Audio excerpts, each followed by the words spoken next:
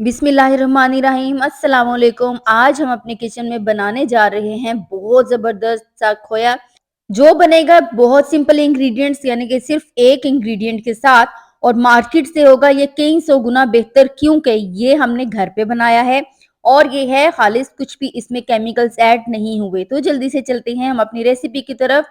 Recipe पसंद आए तो प्लीज़ ज़रूर सब्सक्राइब कर दीजिएगा ताकि मेरा हौसला बढ़ता रहे। सबसे पहले हम एक पैन देगची में ले लेंगे देसी घी। देसी घी हम हाफ टी स्पून ऐड करेंगे या फिर 1 टीस्पून। उसके बाद हम इसमें शामिल करेंगे मिल्क। मैंने 3 लीटर यहाँ पे मिल्क लिया है। इसके अलावा यहाँ पे कोई भी चीज़ ऐड नहीं होगी। अच्छा, यहाँ पे देसी घी या फिर बटर ऐड करने का ये पर्पज़ होता है कि जो शाइन सी होती है ना वो आती है खोए पे। अब यहाँ पे मैंने जो मिल्क लिया है, ये खुला दूध है जो मार्केट से मिलता है। पैकेट वाला मिल्क आपने यूज़ नहीं करना, ये आपने बहुत ज़्यादा ख़्याल रखना है। अब आपने इसको हिलाते हुए पकाना है। अच्छा, आपने क्या करना है, इस अगर आपके पास नॉन स्टिक है तो आपको हिलाने की ज़रूरत ज़्यादा नहीं होगी। लेकिन अगर आपके पास सिल्वर स्टील या फिर स्टील का बर्तन है ना, तो एक किरची सी होती है या फिर चमचा जो है उससे मुसलसल आपने हिलाते रहना है, वरना ये नीचे लग जाएगा और ये जल जाएगा। आपके खोए में ना जले का टेस्ट आएगा, ये बहुत ज़्यादा आपने ख्याल रखना है। और इसके अलावा ये जो पकते हुए साइड पे मलाई लग जाती है, इसको भी आपने साथ-साथ साफ करते जाना है। आपने इसको लगा हुआ नहीं रहने देना ताकि ये हमारा क्रीमी सा खोया रेडी हो और बहुत अच्छा खोया रेडी हो।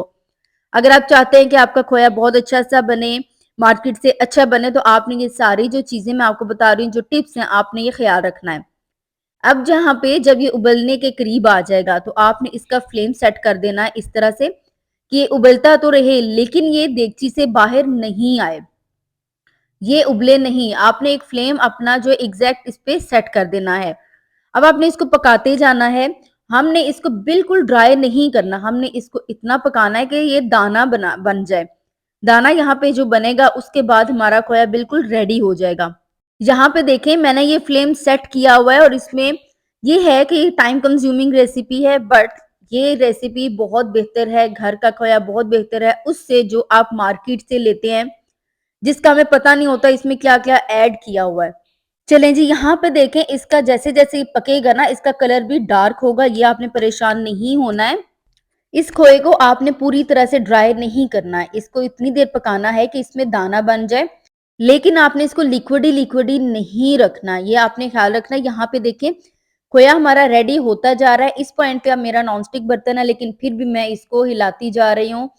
यहाँ पे ये देखें कितना ज़बरदस्त सा दाना बनता जा रहा है, इसी तरह से आपने करना है।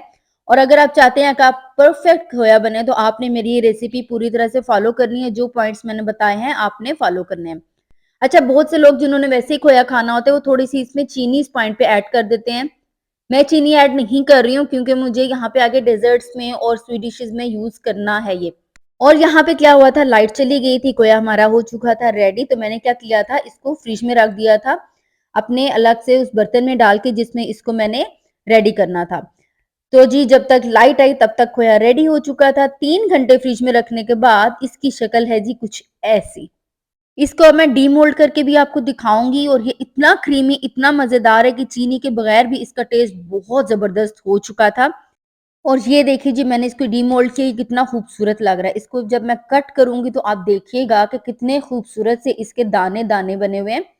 ये बहुत ज़बरदस्त रेसिपी है, आप ये रेसिपी ज़रूर ट्राई कीजिएगा। मुझे पूरी उम्मीद है आपको ये रेसिपी बहुत ज़्यादा पसंद आने वाली है।